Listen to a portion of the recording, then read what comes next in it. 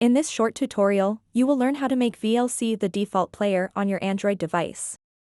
VLC is a popular media player that can play many types of audio and video files. Setting it as your default player means it will automatically open whenever you tap on a media file. To get started, open the My Files app on your phone. Once you're in the app, tap Videos.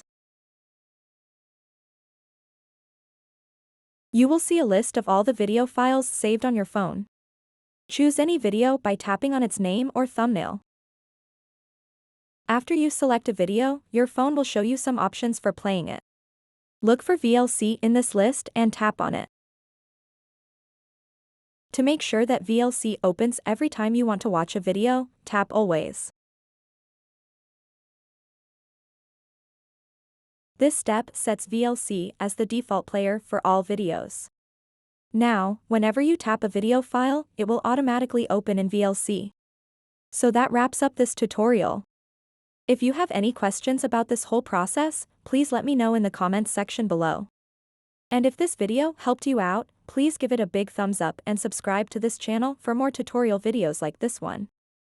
Thank you so much for watching and have a good day.